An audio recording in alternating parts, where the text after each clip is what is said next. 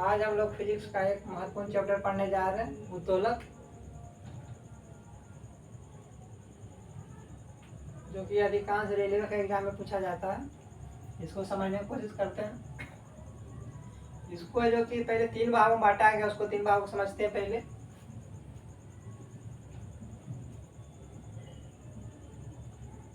भार, इसको लोड बोलते हैं।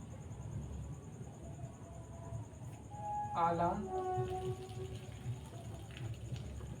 खुरम बोलते हैं।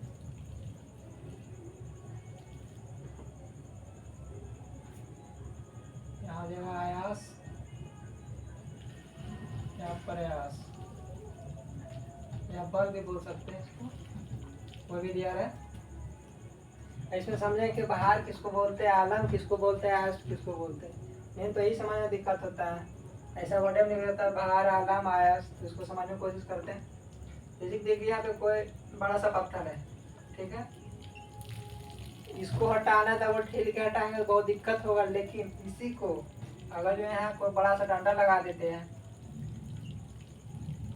इसके सहारे कोई गुल्ली जैसा लगा देते और यहाँ से जो हम लोग प्रेस करते हैं इधर उधर करने के लिए, तो आसानी से रह जाएगा। लेकिन यही आज इसको ठेलते तो बहुत दिक्कत होगा। यानी उत्तोलक क्या एक सरल मशीन है जो किसी भी काम को आसानी से करता है। इसी तरह एक कैंची ले लीजिए,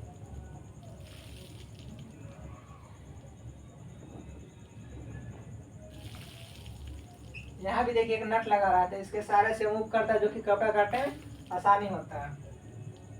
अब इसमें देखेंगे, रहने दे इसको,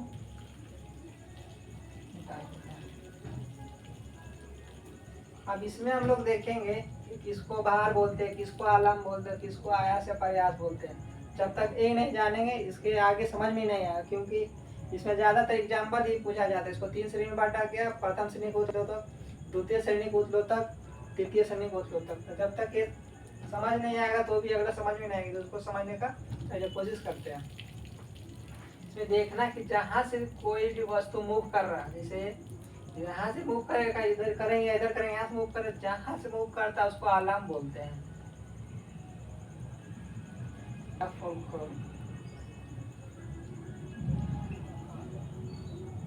हम लोग जो कि यहाँ से प्रेस करते हैं या इधर मूव करना रहे, तो इसको आयास या प्रयास बोलेंगे। आयास या प्रयास, इसको इंग्लिश में इफोर्ट बोलते हैं। इफोर्ट, या इसको इफोर्ट बोल देंगे। और जहाँ कोई वस्तु रहता है उसको भार बोलेंगे, भार या लोड। अब समझ गए, इसको बोलेंगे भार। आलम जो हो गया यहाँ पे जहाँ से कोई वस्तु मूव करता है, आलम हो गया। या आयास या प्रयास, जहाँ से हम लोग बल लगाते हैं। एक और उदाहरण लेते हैं, जैसे कैंची ले लेते हैं।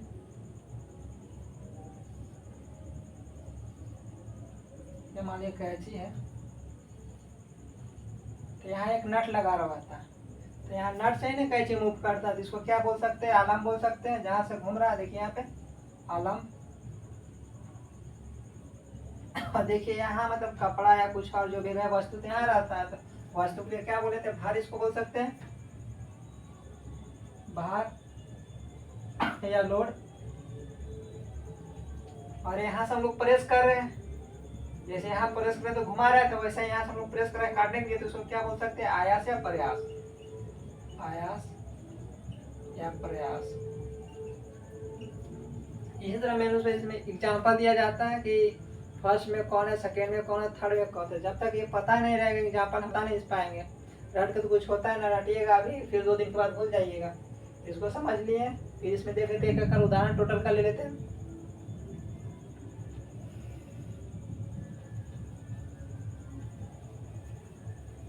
एग्जाम्पल जितना देखिएगा उतना समझ में आएगा।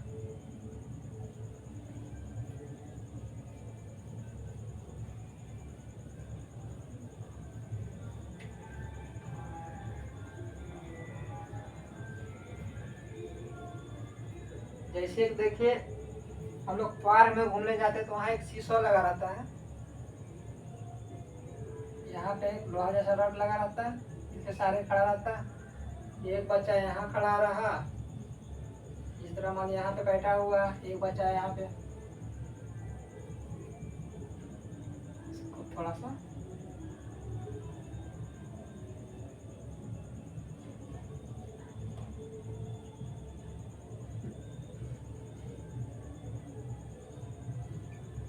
इधर बच्चा ज्यादा दबाता तो ऊपर आ जाता, और ये दबाता तो ये ऊपर चला जाता, इस तरह आता है।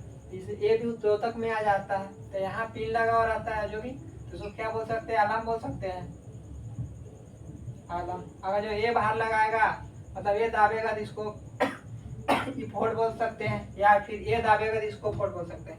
तो यहाँ पे इसको दोनों को क्लियर नहीं कर सकते, लेकिन यहाँ पे ये अलार्म जो है मेन से बीच में रहता है। इसी तरह और उदाहरण लेते हैं, एक तराजू ले लिए थे।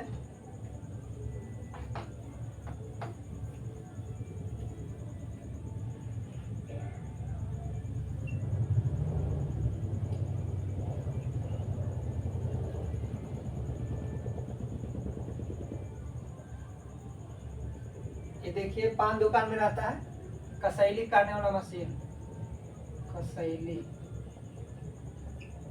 काटने वाला मशीन। देखिए यहाँ पे पिन लगा हुआ रहता है, इसी पिन के सहारे हम लोग इसको दबाते हैं, तो यहाँ पे जो कसैली रखा रहता है कटता है। तो जहाँ कोई वस्तु रखा है तो वो क्या बोलते हैं, भाग। और यहाँ से हम लोग दबा रहे थे, यानी इफोर्ट, बल या प्रयास कर रहे हैं, बल या प्रयास, या इसको आयास बोल सकते हैं। एक क्या बचा, एक क्या बच गया, जहाँ पे पिन लगा रहा था, यहाँ जहाँ से कोई वस्तु मूव करता है, इसको क्या बोलते थे, आलम बोलते थे। शायद अब समझ में आ गया होगा। इसी तरह दिया रहता है, लेकिन मेन रूप से इसमें उदाहरण पूछता है कि फर्स्ट में कौन आता है, सेकेंड में कौन आता है, थर्ड में कौन आता है। अब देख लेते हैं बारी बारी से तीनों को।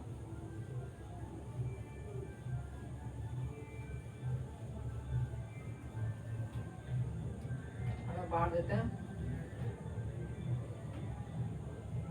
प्रथम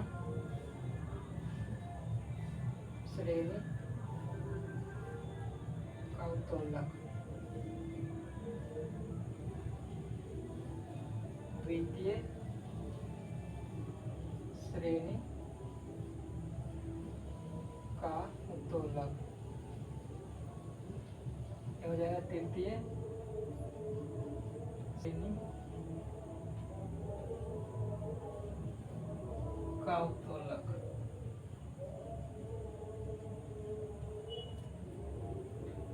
अब इसमें देख लेते हैं प्रथम में कौन आता है, द्वितीय में कौन आता है, तृतीय में कौन आता है। बारी बारी से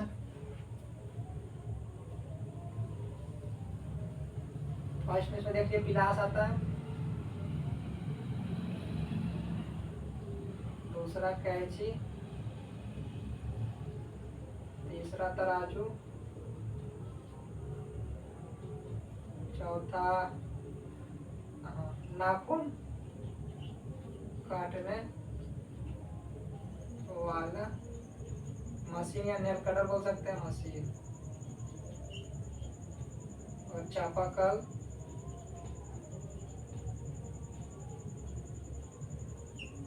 इतना जो प्रथम श्रेणी में आता है। जो जो उदाहरण दिए उसके माध्यम से उसको पहले फिगर बना लेंगे, फिगर बना के सोचेंगे तो प्रथम में ही आएगा। अब देख लेते द्वितीय में कौन कौन आता है। ये हो जाएगा सरौता, इसी को बोलते हैं कसैली काटने वाला मशीन, कसैली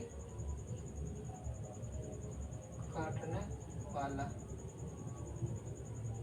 दूसरा हम देखते थे नींबू निचोड़ना मशीन, नींबू निचोड़ने वाला मशीन। तीसरा एक पहिया वाला,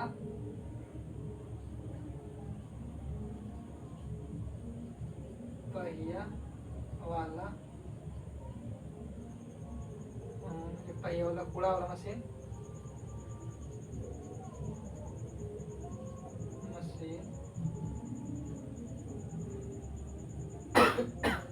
मेन रूप से सेकंड वाला पूछा जाता है, नींबू निचोड़ने वाला मशीन कौन सा उत्तोलक में आता है, तो द्वितीय श्रेणी में आता है।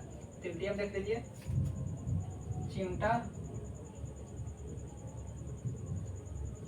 और दूसरा झाड़ू,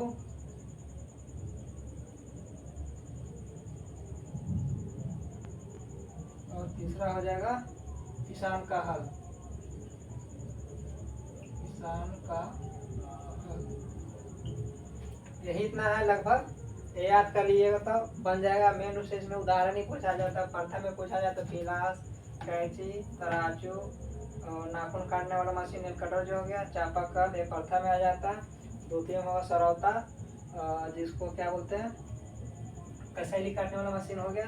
फिर नींबू निचोड़ने वाला मशीन हो गया। फिर एक पहिया वाला कूड़ा जो होता है वो कूड़ा वाला मशीन। फिर थर्ड में हो गया चिमटा, जिससे रोटी पकड़ के निकालते हैं। फिर झाड़ू हो गया और किसान का हल। यही जो भी है इसमें 4-5 उदाहरण है। इसमें 3, इसमें भी 3। यही बार बार पूछते रहता है। देखिए बात,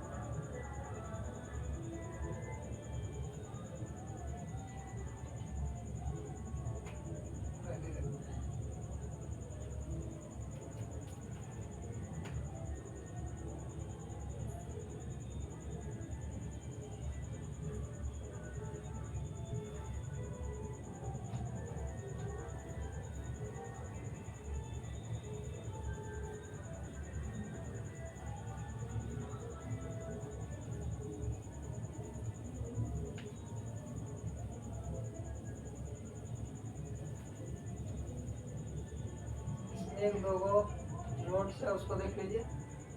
अगर जो पूछा जाए उत्तोलक जो है किस सिद्धांत पर काम करता है, तो हो जाएगा आर्किमिडीज का सिद्धांत है। उत्तोलक आर्किमिडीज के सिद्धांत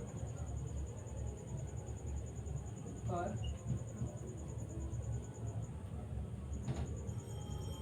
कार्य करता है। ये जो है आर्किमिडीज के सिद्धांत पर काम करता है। दूसरा लिख लीजिए, किसी भी उत्तोलक दक्षता 100% से कम होती है। एक और, अगर इसको पूछा जाए यांत्रिक लाभ कितना होता है, उत्तोलक का यांत्रिक लाभ